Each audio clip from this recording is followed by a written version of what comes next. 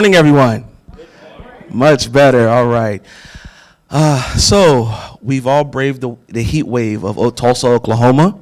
This is about day 20 something of 100-degree temperatures and no rain. So give yourselves a hand for making it through all of that, right? So I want to welcome you to 1 Million Cups. My name is Aaron Wiggum. I'm the program director of New You, and I'm here as your 1 Million Cups lead. We have a great lineup for you all today, as we have two wonderful companies that are going to present to you. And so just want to lay down a few, first of all, welcome you, and then lay down a few housekeeping rules. There are bathrooms, if you've never been here before, just down the hall here. And there's also water down there. And we also brought coffee here today, sponsored by Topeka Coffee. Let's give our sponsor a hand. As well as 36 Degrees for giving us the space. And so 1 Million Cups, for those of you who may not be familiar, 1 Million Cups is a way for entrepreneurs to present their business and their thesis in a way that in a safe environment, so it can actually be vetted and actually be cultivated. And so this is a sharing ground. These are, you're amongst peers, you're amongst family here today. I also liken it to like Toastmasters. It's a way for you to be able to kind of work through your thesis a little bit. And so these companies are, one's early stage, the other one is mid stage, is getting there. And we're excited for the growth trajectory that they're both on. We want to thank our leadership team, Tara Payne over here, also Ethan Harkey. We have Mitch Sims, who will be coming soon, and Sean McCroskey. And I think we're pretty much in a good place to get the party started. Y'all ready? Man, it's dry here this morning. This ain't the other 1 Million Cups. This is Tulsa's 1 Million Cups. Are y'all ready? So the presenters are going to come. They're going to give a 6 to 10 minute presentation. Once they present their business, we're going to have 20 minutes of Q&A. And we ask that the conversation be fruitful and with compassion. And so as we go through that guided Q&A session, we want to make sure that all of these things are building this constructive criticism, okay? We call this, it's not Shark Tank, so they're not pitching. We call this more of a dolphin tank, where we're all kind of swimming in the same direction, all right? So without further ado, we have our first presenter today, who is actually in the ACT Accelerator right now, and he's been in business for a little while, and he has a wonderful business and product that he's going to talk about to us today. So we bring to you none other than JD with Boxtown. Let's give him a hand. Thank y'all. I'm JD, the founder of Boxtown Team. That's where we produce innovative products for contractors and do-it-yourselfers. This is about my third time here, so I'm kind of going to circle back how 1 Million Cups helped me from the future-wise. Give a little background information. I was a low voltage worker for about 15 plus years. I experienced an issue when having to carry ladders in commercial settings. As you see here, this is like the normal way of carrying a ladder, usually by your hands. And if you carry more than 45 seconds on one of these larger ladders, it starts to dig into your hand, cutting off your blood supply. So I got thinking there just had to be a better way for this, so I went looking online. I didn't find anything. I went and started designing my own product. Eventually came out with the test product right here, 3D printed. Me and my girlfriend, which is my wife at the time, we went to the show in Vegas and presented it. It presented a lot more opportunities for like carrying paint cans and attaching ladder, and also safety. And we got some good interest up there in Vegas back in 2018. And this is the product now that you see up there. That's our #1 product that's out. And this is me back 2017 when I first started being on stage up here doing the same thing, but starting my pitch. I met Malachi. I don't know if he's out here today, but he was one that was running at the time. But how 1 Million Cups kind of came full circle is I met him, and then 4 years later, I didn't know anything about the ACT Tulsa program, and he reached out to me and said I should probably apply for it, so which led me to be in the ACT Tulsa program today. When you fast forward, and that's how 1 Million Cups, it may not help you immediately, but down the line it could. The connections you make become fruitful essentially any point in time, as if you reach out to do something, or they might think of you later on that there might be opportunity for you, and that's what happened for me. These are the retail stores that I'm in today. When I first started 2017 on the pitch, I had 57 stores. Fast forward, we're in over 3,500 retail locations. We do business with these retailers up here, Home Depot, Lowe's, Ace Hardware. We're just getting in with True Value, and we're about to launch into them and to Ocean Farmer Ranch. Been inside Walmart stores, but we're back out, but we got some more opportunity to bring in more products into these stores. We have over 9 products right now. I started with just the one. So over the years, so I've been going, this will be the 5th year in August. These are all of our products right now, and this is how it kind of looks like inside of a store if you had like a category of products, which is our ladder, and then we offer the 2 paint edgers. I was saying before, this is our #1 product, and as far as sales go, it's over 19,000 units. Our second product is the cutting edge is over 9,000 units, and then we have our roller, which is over 6,000 units, which started back in 2019. The roller I did not invent. The man here that did invent it, his name is Marty, but he came and found me because he saw me on the news from buying the product at Walmart, an electrician. I helped design it, and we got that patent issued together for that particular product. The edger helps essentially cut down on painting and trimming, and as you can see, from this point right here, there's nothing else like it that goes over a paintbrush. We have a new version that's going to come out that we're going to be essentially getting out there with Act Tulsa and promote that for direct sales. And then you can see a little closer-up picture of our product inside the stores, and this is a picture that the Walmart buyer wanted to see inside of the store, how it looked like in there. So they're looking to do that in 2023 for a test run of a couple hundred Walmart stores. And what I'm asking the community is if we wanted to, if you had any kind of paint projects, or if you wanted to try one of the edgers out, give us a review. It's a free product. We really like to get some reviews from the Oklahoma community. We have them a lot elsewhere. We just don't have a lot of support out of Oklahoma for our products, but East Coast, West Coast, I tend to buy a lot. I just have very little that's actually coming from the Oklahoma community. So if you want to find our products, you can go to the boxtownteam.com or Boxtown Products, and then you can see exactly what products you might want to try out. Let me know, and I can get this to you free, and just you can post a review up on Amazon, Home Depot, Lowe's. All those places help for customer use and getting feedback. And that's it.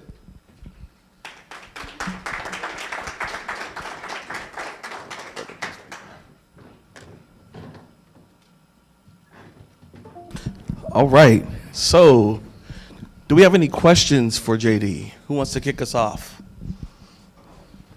Right there? Hello. Hello. Should I introduce myself or discuss? You don't have to.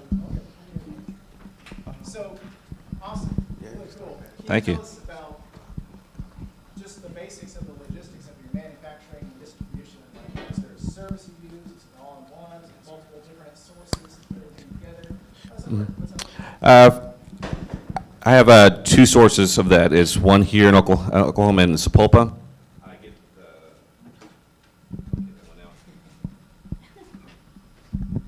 Hello. Okay.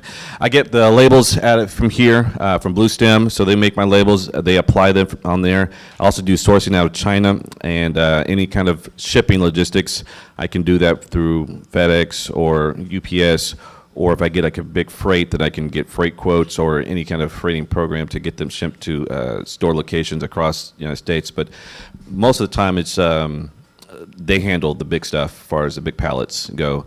But that's how it mostly was all here in the United States. I have 4 products that are made here, and then I have additional 4 products that are made over in China that I have to ship over, and shipping is a whole lot more money now, so prices have to go up on there. With your manufacturer, one of your facilities here in Tulsa, why do you feel as if like most of your sales have been on the East Coast, and what strategies have you employed there to maybe potentially increase sales versus here in the Midwest region? Good question. A lot of our stores that we are in the East Coast, West Coast scenario. We're not actually in a lot of stores here in Oklahoma. I would say maybe a handful, less than 20. But elsewhere, I'm about 2,500 Ace Hardware stores that are on the East Coast, and then on the West Coast as well. For Lowe's and Home Depot, there's a lot more paint activity going on, so there's people are constantly searching, say in Florida or California, because it's always summer there or whatnot usually, so they'll do a lot more painting, but just not that much. But I have been doing a lot of ad dollar spends, essentially because my products are a low cost. So you see the edger or the carrot here is less than $10. If I spend $5 to attract that customer, I'm not making any money. Most of the time I was kind of losing. So it's been a slow grind of building up brand and essentially a word of mouth, and there's being on the bigger retailers' sites that they get the sales from. Anyone else? In the back? Chad? I was wondering if you could kind of tell us about your experience with the ACT program and what all they've provided and how they helped out. Yeah. Can you repeat the question for our online viewers? Okay. Chad was asking how has my experience been with the ACT Tulsa that's here, entrepreneur program that accelerates black and brown businesses. That's been very helpful. They allowed me to go essentially the business full-time. I had been doing the business part-time while I was working as a low-voltage technician for the last 4 years. With their investment, it allowed me to go into the business full-time, so I'm hitting everything full cylinder as far as getting more things done and accomplished, expanding the business, and now looking for investment opportunity by not VCs, but probably angel investors to expand and scale the growth. I've laid down a lot of foundation with these retailers. Now it's to really to light or put gas on the fire so that it can just really explode and get more out there. But it's been really great. I would suggest anybody who did not apply, they just ended. They'll hopefully be doing an ACT Tulsa 4 cohort. Right now 3 is just done. They'll be announcing that soon enough, but it's an awesome program, and it helped me get a better understanding on how business and stuff works, driving goals, getting KPIs, and just really understanding that aspect and how to scale as far as funding goes. Josh? I just had a question. It looks like it's made of plastic.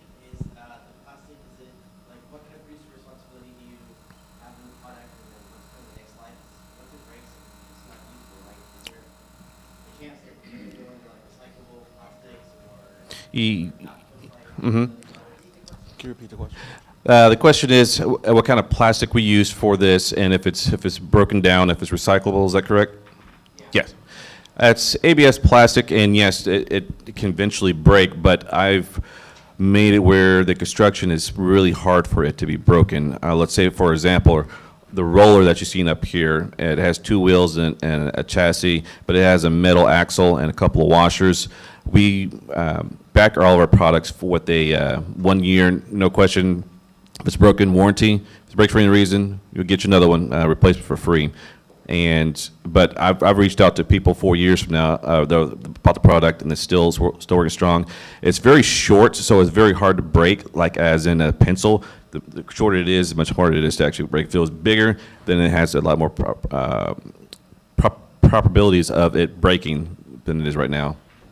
And yes, it is recyclable. I have it on the recycle symbol on there on our carrier.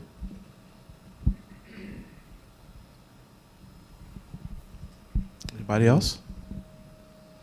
Don't be shy.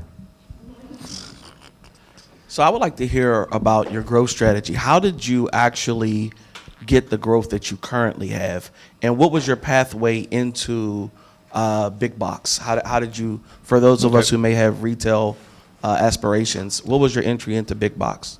My strategy was, since there was nothing out there that existed with my products prior, so that was not like another screwdriver that was out there, so I had to think of a way that I didn't have a lot of marketing dollars. I started with 30 grand and started with the one product. So I started getting to stores, knocking on doors. Any store that would take it, it could be on consignment, they could buy it, and then I'll just keep going from there. Eventually I applied for Walmart's Made in USA program because my products were all made here. And that sent essentially a boost in credibility. Once I got into about 100 Walmart stores, I had to apply with Ace Hardware. The buyer seen my information. They contacted me. She understood about carrying ladders. She said she had dropped one. So that led me to get into Ace Hardware. And then other ones I would consider what do best, get into them. And then eventually, which led to being on Lowe's, and we just started with Home Depot. So once we get a lot of sales built up with that, that will lead to hopefully at least one of those sales into a big box store, which can just then turn us into a $500,000 company overnight, if that does happen. Thank you. So going on that growth trajectory, where do you want to be post-accelerator in terms of sales, in terms of impact? Where are you looking for Boxtown to be? And then what is your exit strategy? Are you looking to exit at some point? Are you looking to hold and keep running with it? What's your idea? What's your thoughts? So yeah, right now our growth strategy is going much well. COVID took a lot of, I want to say, wind out of the sales because I was retail heavily based, and they stopped buying for 2 years. I was up to, and for our second year going, I had almost quadrupled the sales. It was almost 89,000 in sales. So it dropped when COVID hit because they stopped doing all the shows for Ace Hardware. They're my biggest customer. But as of right now, we are on track to do at least $120,000 in sales this year. But if we get into the big box store, that can propel into over 500,000 just with one product. We have 9, so right now they're doing really well with our Edger, and Ace Hardware does really well with our XL carrier and roller.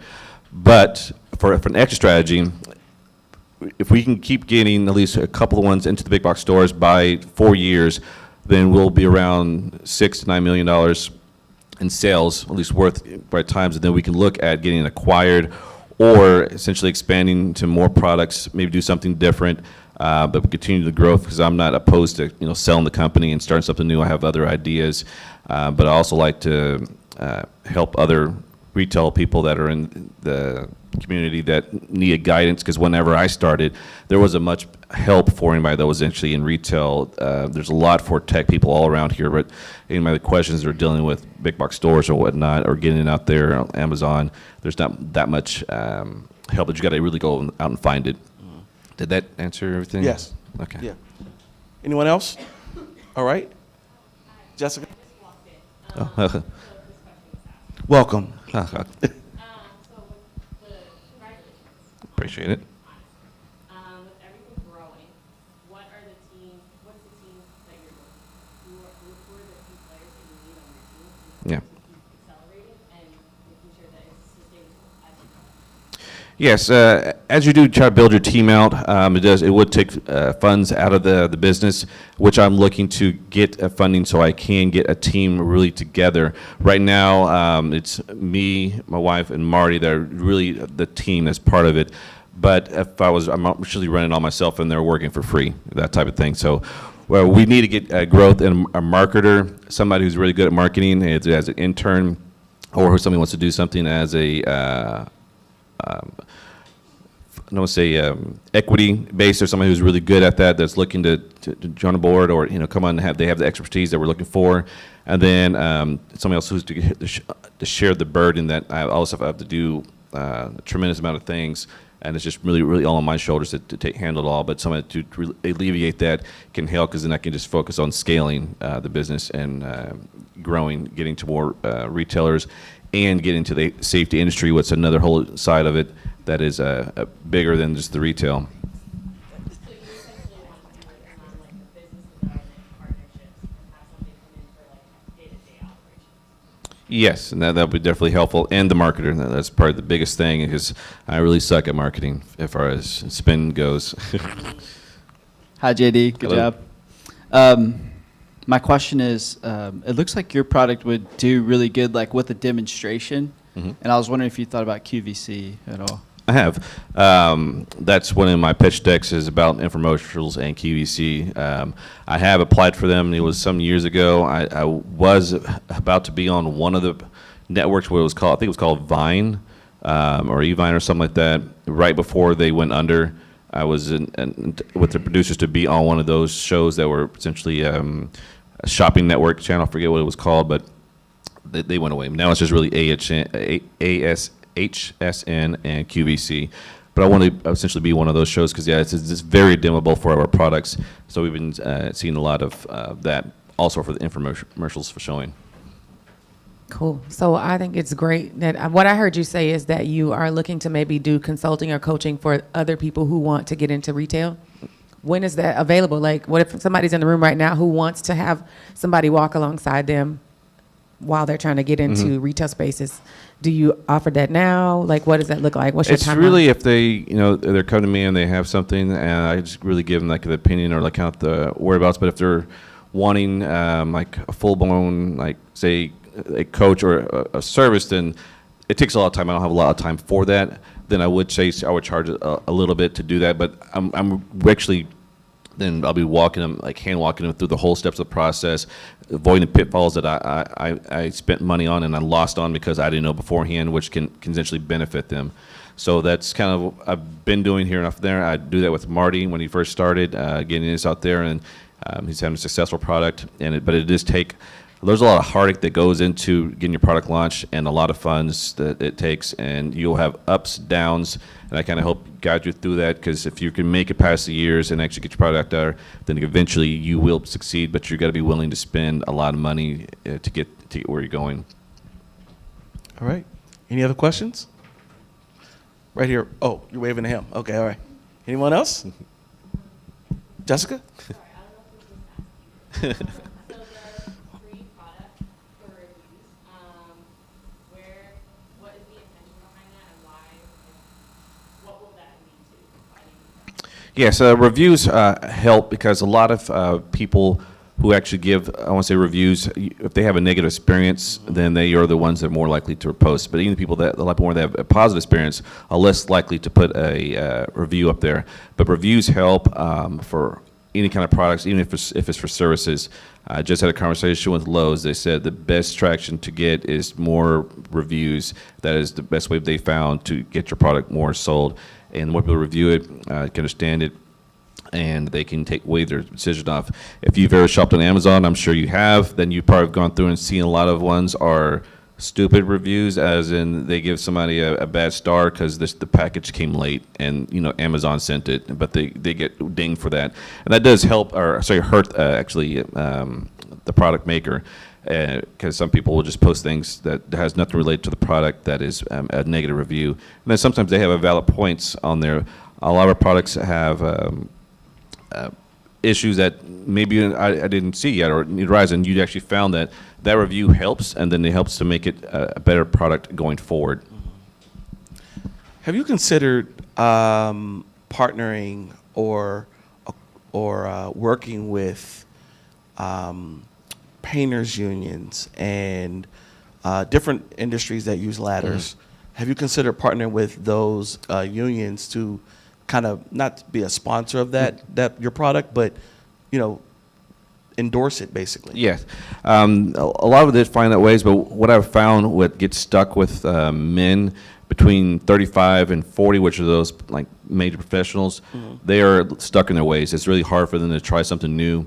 Usually it's the younger people of men that are 18 and 35, the guys who are essentially carrying on the work, doing the grunt work, are the ones that are actually to buy the product. But the people who make the decisions are the ones that are much older. After 50, it's not as easy to sell. Women get our product all day, and they're about 63% of our sales. So they are more willing to try the new products and give them a go and see that they are useful. But directly, yes and no. I've tried it with electricians, but not here locally. But my focus has been on retail, but I am now swinging to that side of the industry to make that happen. We have the connection with Sherwin-Williams. We did do it in their test program with our carrier for simply carrying the paint cans and the ladders. It didn't do too well, but that was 2019. They wanted to do a reset, try it again. They think it didn't get much exposure as it needed to, but then of course COVID hit, and then that kind of just went away. But we're going to try going back in that focus 2023 with the industry professionals. Okay. Right here in the middle. Earlier you said that you were spending about like $10 per lead on your ad spend, and I was just wondering, where are your ad dollars going, and how are you like distributing your marketing? I know that you said you need help with that, but how, like, where is that money going? Primarily, if I did use it, it was on social media ads, and Instagram does okay because it gets you followers on there. But where I found the best spent was getting influencers, so paying them a bit amount, then that sent traffic and awareness of the brand. So I have not really put a heavy, I don't say anything more than $1,000 on there as far as going to get ads. And I probably got $400 in sales off of $1,000 spent. So it was like you total loss, but it's not totally lost because you get some, but you're also getting more people aware of the program and getting more followers. But I'm not great on doing the targeting and how to get, but I have the content, I have the videos, the pictures. I was just really pushing it out there, staying in user engagements, just because you have to do a lot of, like say, posting, always awareness and clicking with the apps, and I just don't have time to do that. So I just let it run, and then I come back, and then it's kind of, I can't really gauge it, but just how much I spend and how much I can see if I target it back to my website or to Amazon that I can kind of see. Do you have any qualitative or quantitative data science to show how your products helps to reduce injury or mitigate, strain or, like in anything to be able to tell a consumer to, at a broader scale, this is why you would use this product for those people who are making the decisions, Right. who are being stubborn about why they need your product? To say a formal institution that has done that, no, but we have had UL testing, so everything we claim, they have, as past tests, is saying that it will do what we've claimed on there. So, say a clinical, no, but yeah, that would be a good thing to do. But again, that costs money to have that type of testing done, or to say that's so improved, or this was a separate study, and they cost actually a lot. The UL testing. So Walmart makes us do that for all of our products. You send it to them, and they run through all the gamut of testing, saying like whatever I claim that is accurate, and we're not essentially falsifying anything, or no, that's not true, or it's less than what I said it was going to be. I actually make the weight that it can put on there, like 100 pounds. I actually rate it at 75 pounds, so it's much less than what it can actually take.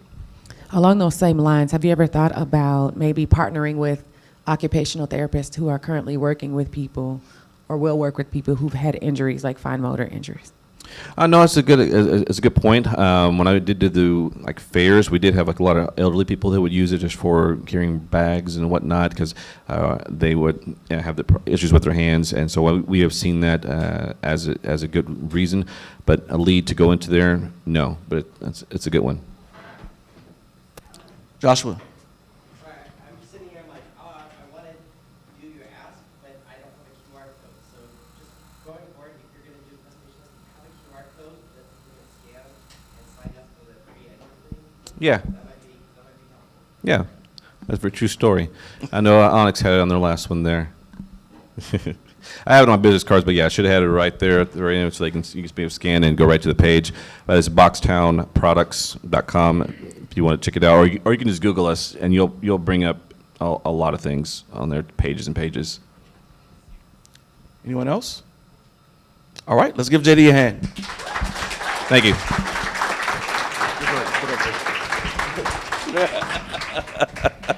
All right, so he did a wonderful job. We have our second presenter coming up. In the meantime, feel free to grab some coffee. We're going to switch out laptops and whatnot, have a little conversation, get to know somebody you don't know, and then in the meantime, Tara's going to come up and share a couple things with us. All right? All right. Coffee's right over here.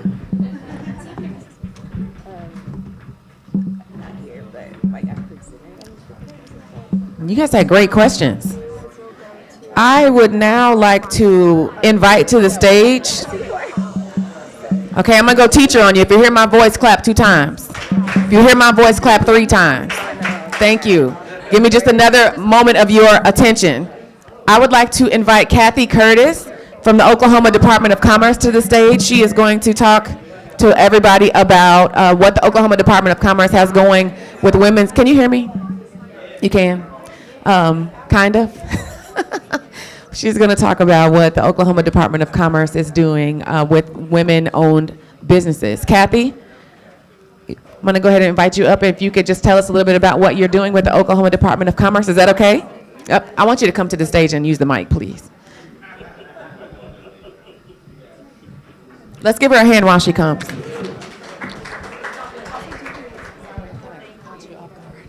Hi, my name's Kathy. Is it on? Oh.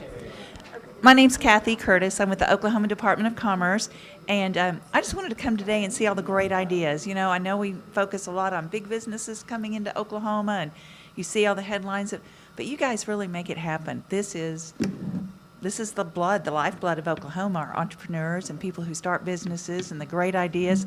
And I learn something every one of these I go to. So I appreciate what everybody does.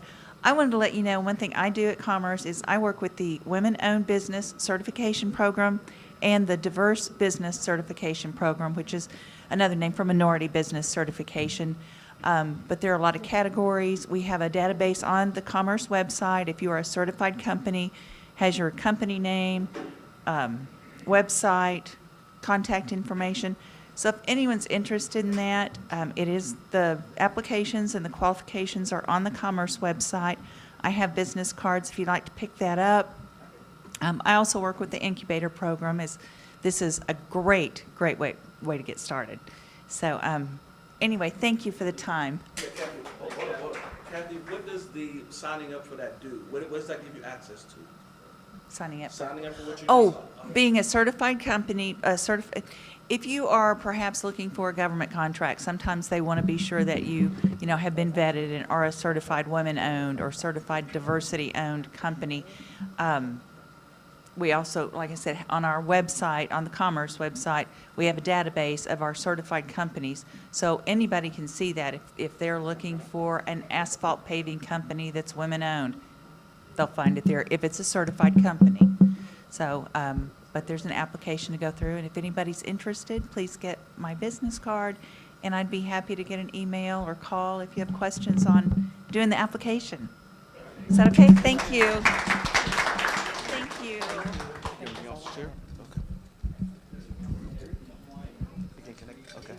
Okay, now you can mix and mingle. They're getting the technology set up.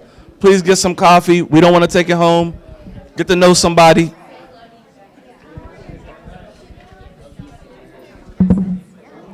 What was your last name?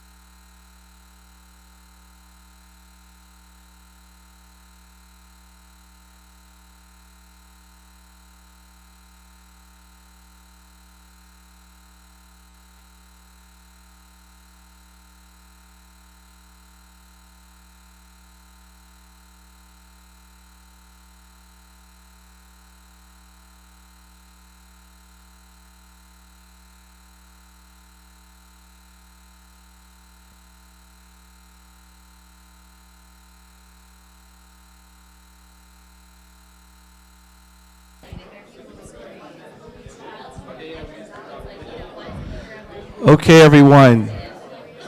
You ready to rock? All right.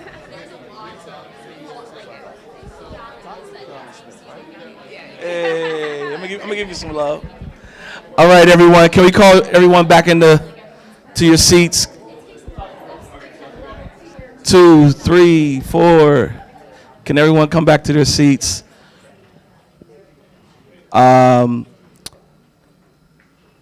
It's really amazing, the wonderful people that are doing amazing work here in Tulsa, Oklahoma. You have people like JD, and you have people like this next young lady that we're bringing to the stage. She is originally from Savannah, Georgia, and she came here and was leading a school for a while, and then got this entrepreneurial bug to partner with a local entrepreneur.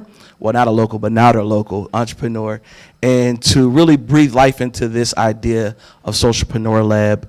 I want you all to put your hands together for none other than Dr. Kiana Smith. Let's give her a hand, y'all. Thank you. So I'm gonna name up front. Usually my energy is like on 10, like I'm super like that engaging person. Today it's a little bit maybe on like a 6. So please forgive me in advance, okay? So real quick, before we get started, I want you guys to meet 14-year-old entrepreneur Kevon. Kevon is actually a Socialpreneur Lab user. He used our platform to launch his first business, Cleanse Kick. You can see a picture of it right there.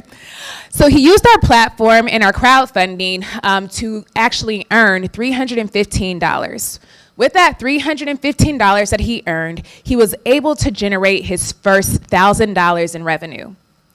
So just like Kevon, there's a lot of kids out there. Without Socialpreneur Lab, he would have had to wait to his 16th birthday to get a job to only really make $7.25 an hour. So officially, yes, my name is Dr. Kiana Smith. I'm still owning the doctor title, just got it in May. I have been in education, I usually say a decade, but it's actually 14 years. I'm gonna claim all 14. And I've been a teacher, I've been a principal, and a systems leader, actually a superintendent. And I've seen firsthand the experiences that our kids have. And I've also seen firsthand the power of giving our kids the tools that they need to actually learn how to earn money and then launch a business and invest. I'm not just the only person in this, I'm a co-founder. And our founder, Jamila Peterson, she came up with this concept about 7 years ago. And it was because of her journey as an emancipated youth at the age of 17. And she had to prove that she was financially stable. And through that and her going to college, learning that sometimes it's just not a degree that gets you there, right? It's about you owning your own economic future, that she founded Socialpreneur Lab because she understood entrepreneurship and investment was a key. Socialpreneur Lab addresses a huge problem. I know that you guys are probably aware as entrepreneurs in this space, by 2027, 50.9% of the workforce is going to be freelance artists or entrepreneurs. And I know, because I'm in the system, 96% of our kids do not have access to entrepreneurship courses or financial literacy. That's a huge problem that our economy is going to face. We're going to have so many kids that are not going to be equipped to fit the world that's coming before them. So with that, Socialpreneur Lab is a solution, is the solution. Our kids actually have an opportunity how to learn how to earn money, and invest all on one seamless platform. All on one platform. So how does this work, right? We have a learning management system that kids can access online. So we know that kids all have cell phones. Nowadays, I see some of our kindergartners with cell phones. I'm still so surprised. But our kids have access to Wi-Fi. So they can access the curriculum all online, and they're learning business concepts, things that they don't have an opportunity really to learn in school. They're learning about business, they're learning about revenue, they're learning all the vocabulary that sometimes is the barrier to entry to have an opportunity. Then we give our kids an opportunity to actually earn real money. Some other platforms, they teach kids the concept, but they don't actually put the money in their hands or teach them actually how to earn. We do that with Socialpreneur Lab. Our kids are able to create their own crowdfunding site. So this is actually an example. Please, it was like a video, but again, I'm not technology savvy right now. And so this is like, I screenshotted it.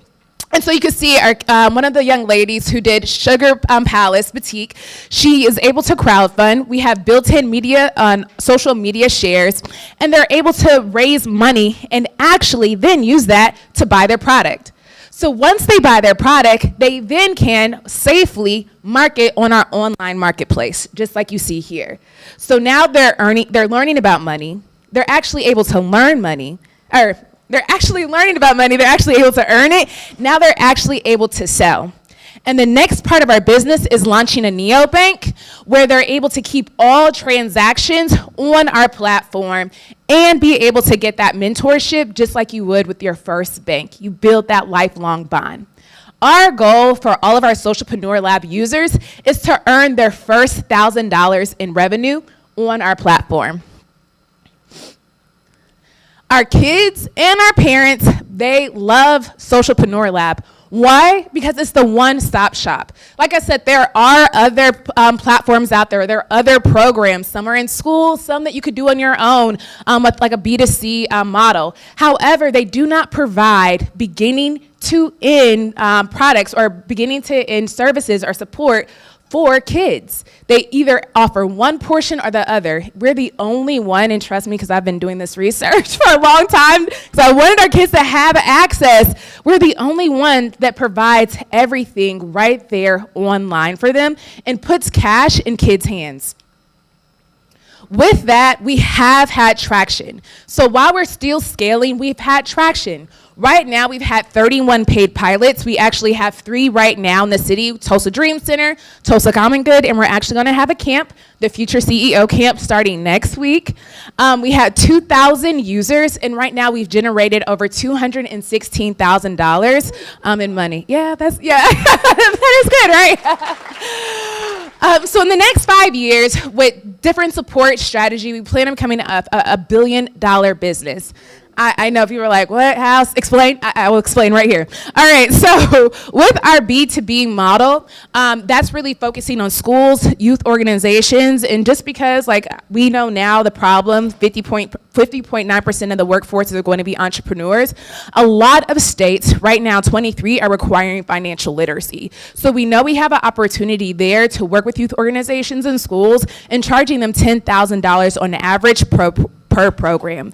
With that, we know there's 71,000 Title I schools, so if we only address 10%, 7,000 schools within the United States, we could generate a nice size in revenue. With our B2C model, which we want to be more aggressive with, we plan to capture, really, if we capture 16% of the total addressable market, which is only 4 million kids in the United States, ages 9 to 18, we could generate over $800 million. So with those two combined, we know that we could become a $1 billion business.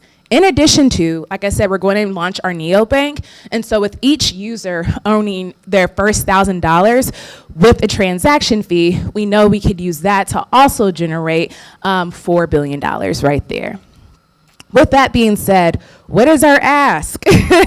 We do have a lot. One, what is the most effective way to do the train-the-trainer model with our B2B so we can scale most effectively? 2, with our B2C, how can we be more aggressive with our marketing to make sure we could get out there, to expand really just beyond that 2,000 users mark? And then 3, please follow us on social media. Help us get the word out by following us and posting, liking our post, and supporting us that way.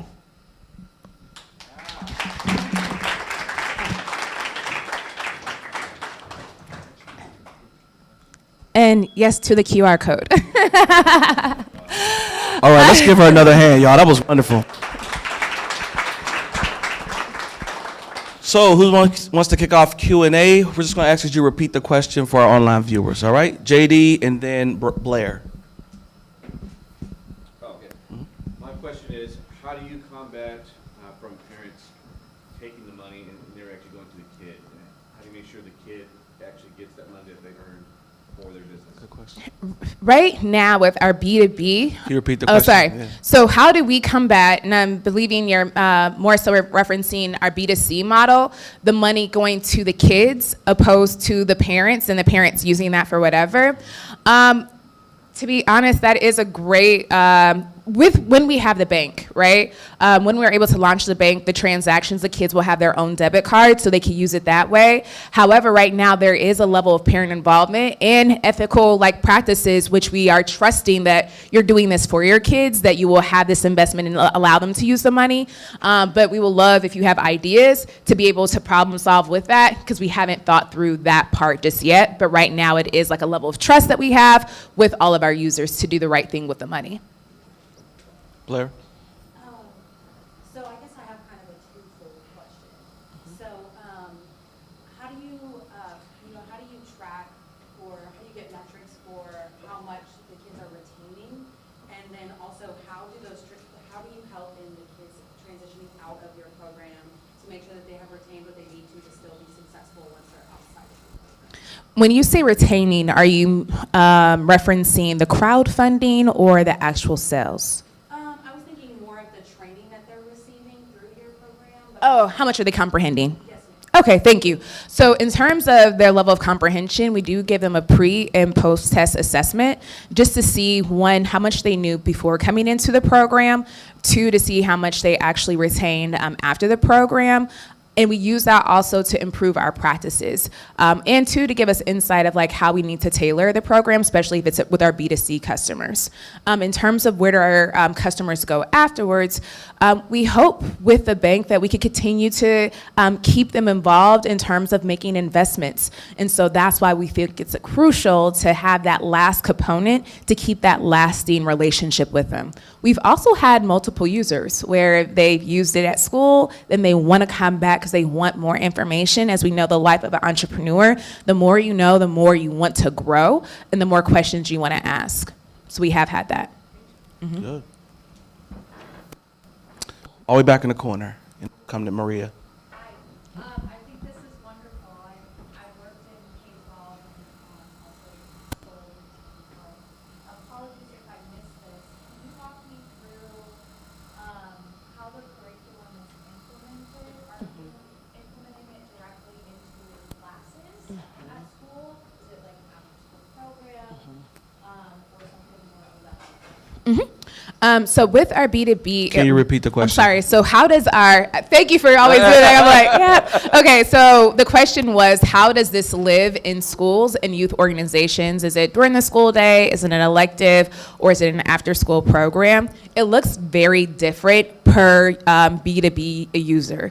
Right now, we're in 3 youth organizations where it is embedded into their day. So it is a class that all kids go through that are 4th through 6th grade. We have another youth organization that it's their after school, somewhat like activity for kids, but it really depends on the organization. And so that's why we're really focusing on how can we most effectively do a train the trainer model. Right now, Jamila and myself are the main ones delivering the content. And we know if we want to scale effectively, we're going to have to employ other folks that are either in the school to fit what their needs are, or work with adjacent organizations to have volunteers coming in to make sure that they are able to deliver the content effectively. Maria? You answered my question, but I'll have another one. So, along with, in terms of the program, if it is up to the organization, so is it like on top of the workbooks, do you also offer coaching and mentorship? Because it's not always guaranteed that the teachers, like you said, are trained in entrepreneurship. And is it mostly self-learning, or again, if it's electives or some type of after-school programming, is it a very specific piece curriculum? So the question was, is a very specific PACE curriculum. There you go. All right. Go ahead, doctor. As well as how do we ensure the trainer is actually competent or effective in delivering the curriculum itself. So it can be tailored in terms of the curriculum itself in regards to the time span that we have with the B2B customer. So example, we do have 24 lessons. There are some schools that could use that for an entire semester, pending how we design it for them in terms of the trainer and the time that they have in class or with an elective. Next week, it's going to be a week-long course, so it's almost like a deep dive real quick, and so we can make it more condensed. I think the thing that we're learning and something that we've employed for this next week is that we are being more hands-on with the trainers, walking them through the workbooks, walking them through exactly what it looks like.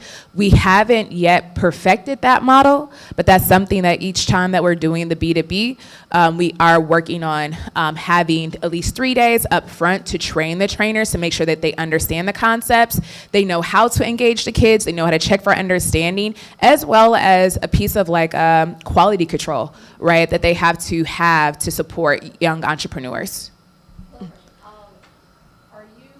Is there any interest in not only educating teachers, but also maybe partnering or collaborating with local entrepreneurs in engaging question. and helping out in We do have so the question was, do we have are we looking to work with local entrepreneurs and not just teachers?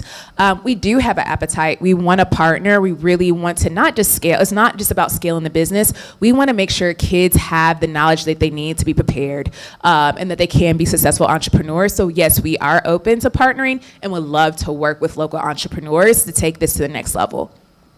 So we'll go with the plaid shirt in the back and then Tammy.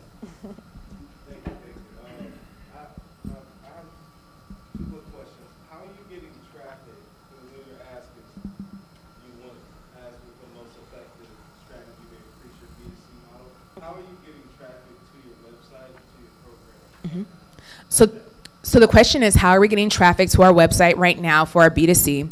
An example, a year ago, so we're commissioning social media influencers that are really targeted, or their audience is our target audience. And through their platform, we're generating more views and access to our platform. So right now, we're commissioning social media influencers. Nice. Tammy?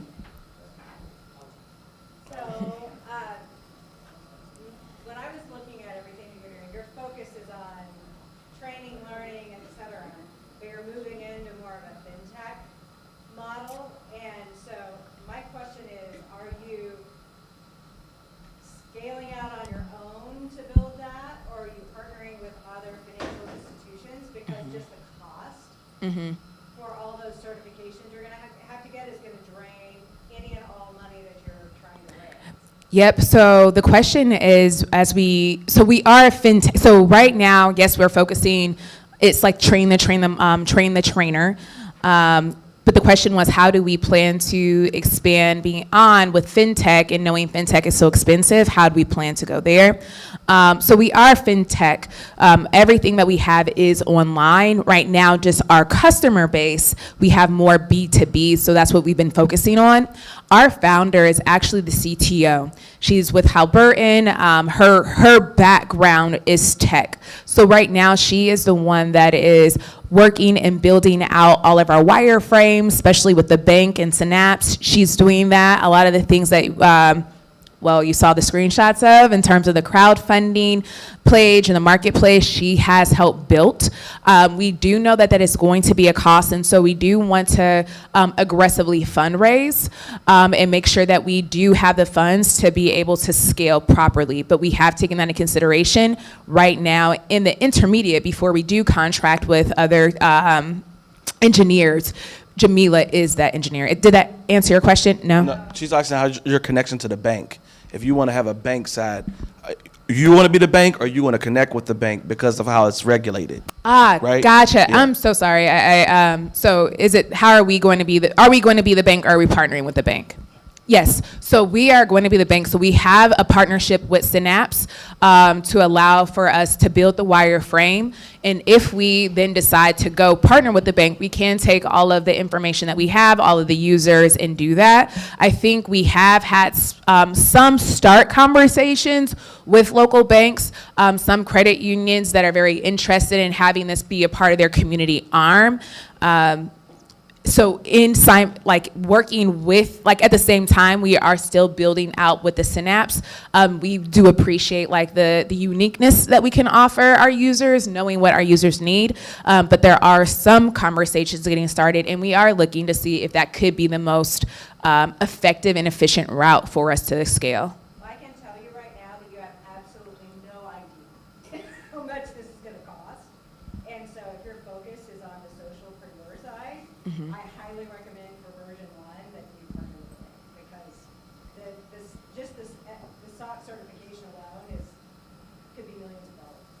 So we have done research there. Right now with the Synapse, it's $150,000 to get us started for the first couple of months into it. But no, I do appreciate that. And so we will take that into deep consideration and do some more research there as well. Joshua, and then. I want to expand on your ask. So the B2B, what's the incentive for the B to sign up with you guys or partner with you, financial or curriculum, just curriculum?